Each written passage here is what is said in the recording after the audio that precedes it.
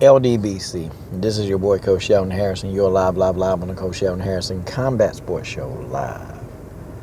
Okay, folks, this is the second installment of the video that I produced.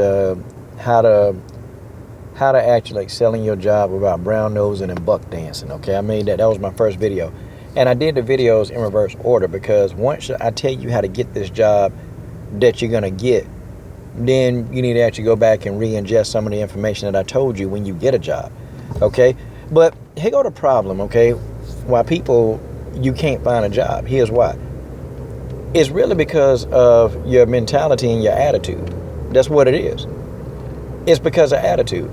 I mean, guys, a part of life, losing a job is a part of life. Okay, it doesn't matter. Okay, it could happen. See, I've always been in a situation where I've never had to be let go. I've never been let go from a job. I've always, when I left the job, I've always been the one that, hey, they would try to promote me, pay me more money, or, they hated to see me go. That's the situation that you always want to be in, okay? I even had a company that closed down and they kept me on for a whole nother month. They kept me around for another month and paid me for a month because I had done such a good job at this particular company that, my name had favor. And I understand, if you understand what I mean, my name had a lot of favor. And so they provided me with a salary for a whole month, okay, while I looked for another job. I'm just saying, but see, those are the kind of relationships that you want to do, okay? You never ever want to burn a bridge when, you have a job. But let's talk about now how to get a job, okay? Let's talk about how to get one. See, these foreigners, they come over here to America, and they pretty much come over here with nothing. They come over here with absolutely nothing, and then they come and make a success. These foreigners, what they do is they'll get these jobs that nobody else will work for. They'll get these jobs, they'll work them, and these guys, they come over here and they live a pretty decent life. Matter of fact, they live a great life because foreigners, they understand something that Americans don't understand. Foreigners know how to bring their resources together and maximize their dollars. See, that's what they know how to do. See, foreigners already know. They already go to the stores where, somebody they know own the stores. That's what they do. They go and maximize those dollars and they keep those dollars in those communities. So guess what? They can go and work any one of these little minimum wage jobs, and as a family, they'll come over here and they'll kick our butt every single time. They'll have a nice home. They'll have all this stuff, just working these crazy jobs that don't pay a lot. How are they able to do that? See, first, when you're looking for a job, the first thing you got to do, you have to change your mentality. You got to change your mentality. You got to look at a job as a way to put some finances in your home temporarily while you're looking for the job that you really want. See, for some reason, Americans, they don't want to do this. They care about, we as Americans, the coach didn't, but, you care, people care about what people think, okay? People actually care about what people think. Well, if I work this job, what do people say? Because I went to college for this and now I'm working here. I ain't care. I ain't care. I mean, I had a company shut down. And after that month ran out, I was still looking for work. And guess what? I did whatever job that I could do, okay, to keep the flow of income coming into my house. I did whatever I needed to do to keep that money coming in. See, I ain't had no pride, and everybody asks me, man, are you from Jamaica? Are you a foreigner? No, I'm not a foreigner. It's just how I was raised.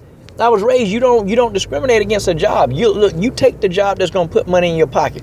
See, you have to actually understand that concept. And then you'll be in the right frame of mind to go find a job when you have no job.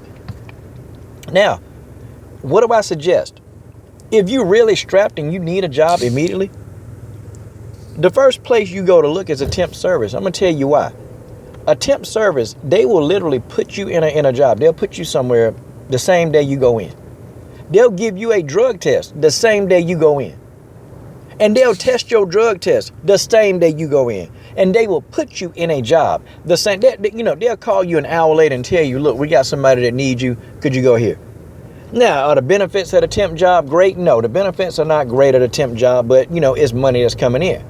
Okay, it's a flow of income that's coming in that's going to help sustain you while you go and you're strategizing how to look for the job that you want. And see, I use the word strategy. See, you got to have a strategy. You got to know when and where. You got to locate and pick out how you're going to do this. That's what I do. That's what I used to do. I worked a temp job And, you can get the hours that you want at a temp job. And then, you're not there all day. So you got enough time to go and actually look for work. Now, what do you do when you're looking for work? Even if it's a temp job or no job, what do you do when you're actually looking for a job? See, I treated me looking like a job as my job. That's the first thing you do. When you look for a job, you have to treat you looking for a job as your job. So I didn't sleep in. When I was looking for a job, well, I never sleep in anyway. I got up every day at 5:30, okay? Then what I did is I mapped out my plan. I mapped out a plan. I took a newspaper and I mapped out, looked at all these jobs I can find. I took a newspaper, I looked at the internet, and I mapped out where I was going to go. That's right, I said I mapped out where I was going to go. See, I didn't sit back online and just, fill in a bunch of online applications. I don't do that. I actually go to the company that I want to go to. I go to them and I dress up. I go in person. I fill out the application in person, okay? I leave a resume in person. And I leave a hardcover resume in person. And I just don't leave it at the front desk with the person who, not responsible for giving me a job. See, I always ask to see, can I speak to the manager, the hiring manager? And I introduce myself. Hello, sir, my name is Coach Shelton Harrison. And I shake his hand. I just filled out an application and I just got a question to ask you. And he'll be like, well, yeah, what is it? When I give you this application, could you please explain to me how long does it take for you to get back in contact with a person, telling them a yes or a no? See, I already put that in my mind. I put that in my mind with these hiring managers, and they'll give me an answer. But I never leave that meeting without having them telling me something concrete. When do I expect to get a call back? I mean, is it a long process? And then, most of the time they'll give you a time frame. And if I ain't heard back from them in a time frame, guess what I do? I call them. I don't sit back and wait for them. If they ain't called me back from the time they got my resume in a 48-hour period, I call them. I point blank call them, especially if I know I have all the credentials to do that job and I'm qualified, or I call them. And they will tell me exactly, they're going to tell me a yes or a no. Okay, they're going to tell me a yes or no. But you have to map out where you're going. And you can't just go blindly into places. No, you got to map it out. You got to know exactly where you're going to be at a certain time. I used to have everything mapped out. I had about 20 different companies. I would go to 20 different companies in a day. I'll map it all out. And my day would start at about 7 o'clock, and my day did not end till 5, until companies were closed. And I knew for a fact that there was no way that I could ever go to any other company and put any more applications in that day. See, I would get off my butt and go. That's the best thing to do. See, sitting in front of a computer, they can't see you anyway. They can't tell. They can't see anything. And so, they get hundreds of online applications all the time. Okay, they get them all the time. And they're just sifting through them and looking through them. And sometimes these hiring managers, man, they look at so many of them, they get tired toward the end of the day. But see, when you go in person and you shake his or her hand and you ask the question, hey, how long does it take, for you to respond back to, a person, applicant, with a yes or no? See, now you just put yourself ahead of everybody else. You put yourself ahead of everybody else. First of all, they saw you. Okay, and when you show up, you better be well dressed. But you've already put a name with a face. Okay, you got your credentials, and now they know. And when you give your resume to them in hand, what are they going to do? They might do exactly what they do to everybody else and just toss it in the trash can, or they might just look at it because it's right there in their hand. See, you got to learn how to be a little bit tactical. You got to be a little bit smart when you do these kind of things. Now, let's talk about what happens when you get the interview. Okay, you get a call back. And even if it's for a mediocre job that you think, dress up. See, you can never be too overdressed for a job interview. Because what that shows, even if you're dressed for a job that you probably don't think it requires you to dress up for the interview, what it shows that employer? The person that want to hire you, well, dang, man, they think a lot more about this company than we do. They think a lot more about this company than we do. Okay, maybe they really, they seriously want to be here. You see, that's the image and that's the thought process that you put into the person's head that's trying to hire you. And not only that, okay, when you go in, make sure that your resume, okay, make sure that you don't have any long breaks in employment. And see, how can you fix that? It's easy work. You can fix that by, taking a couple of temp jobs to fill in those employment gaps. But it can be done. But don't sit, you don't lost your job. Don't have an employment gap. Not for longer than a month. You get in there, you find any kind of job to keep the flow of income coming and to also, cover these employment gaps. That's what you got to do. Okay? If you ain't doing that, then what they gonna think? Oh, this person bum. This person don't want to work. This person, lose a job or, want to quit. I'm telling you, because I had a friend, homegirl, she's an HR manager. And she said they rarely hire people with these long, 2-year gaps in employment, because the first thing that they think is that these people, they can't keep a job. And when they get a job, they so used to not being at a job that they'll just quit. I'm telling y'all. Now, if something tragic happened, and they ask you, because they're going to ask you, well, how come you ain't been working from this year to this year? Now, something tragic happened that you couldn't work. Yeah, I get that. But I'm talking about, if ain't nothing wrong with you healthy, but you just for 2 years, for some reason, you ain't got no job. I'm telling you, go to a temp agency. Go and just work. And then you put the temp agencies on your resume, because what the employer will begin to think, they'll say, oh, so this person don't mind, they're not going to complain, they're going to just do the job. They're going to do the jobs that people won't do at work, and they're going to be an asset to my company. And you're going to be more than likely to be hired. You're going to be more than likely to be hired. And 2, don't let them ask you all the darn questions. See, you talk to that employer as if you got the job. You literally talk to the employer. What will my responsibility at this job be? What are your expectations? Because I see the job description, but what are your overall expectations, okay? How do I contribute to this team? I'm really interested, but I need to know more about this. And see, you ask. Don't just sit there and just let them dictate to you. No, you ask the questions. Because see, when you ask questions, when you ask the right questions, these employees, they look at you and they take you seriously. See, some people, they come in there, well, why do you want to work for us? Well, because I need a job. And, I heard people that say dumb stuff. Why do I want to work for you? Because I want to give you a chance to see what an asset to this company that I would be.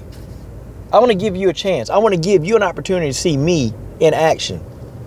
Okay, of what an asset to this company that I would be.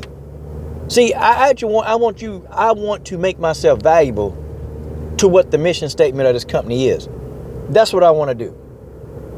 Overall, I work well. I work well with people. You put me with anybody, we get the job done. And I want to show you how much of a person I am that gets the job done. That's why you need to hire me. I come in there with a bit of arrogance, okay? Because if you pick, why not me? Why wouldn't you hire me? I told the interviewer that. Why wouldn't you hire me? I got all the credentials. I know how to get the job done. I know what I'm doing. And I catch on fast. And I know exactly what needs to be done around here. See, I come in like that. And every time I've gone to an interview, and when I have that kind of brashness and I have a bit of arrogance about my skill set, I get the job. I don't come in looking all nervous, and man, I come right at them dudes and I start telling them exactly pretty much what they need to know, what they want. They just want to know, can you make me some money? That's what it boiled down to. It don't boil down to them liking you. Remember what I told you, even if an interviewer is racist, if they think that you can make them some money, they gonna hire you anyway. They point blank gonna give you a job. That's just how it is. A lot of times, sometimes it is a race thing. Sometimes it's a money thing. Sometimes at point blank it's just a money thing. Can you make me some money in my company? And if they feel like you can make them some money, they're gonna put you on. If they feel like you can't make them no money, you ain't getting hired. But you better your chances. You can't, and 2, and some people take this lightly. You can't come in there looking like somebody done pissed and took a damn dump on your face. Dudes, be clean shaven when you roll up in there. Don't come in there with a grussel and all. Look, man, clean shave. Wear your best suit. Your best suit. Get your shoes, polish them bad boys up. Polish them up. And you go in there and you represent. You go in there and you have a bit of arrogance and confidence at the same time. Why should I hire you? Why wouldn't you hire me? Why wouldn't you hire me? Because I'm the best candidate for this job. And I can tell you right now, I'm going to do a better job than anybody that work at this darn company. Because I have integrity. And one thing too, you know, I always tell them too, you know, and when they ask me, like some employees, they like to ask you about, you know, your hobbies. And I say, you know, I'm a Christian. And sometimes they'll go, oh, okay. You know, well, why do you think I need to work? And one guy, I told him, I said, you know what? I practice what I preach. And, you know, in my word, it tells me that you should honor your boss. You should honor your boss with integrity and respect. And one guy said, really? I said, your boss is your means to your source of income.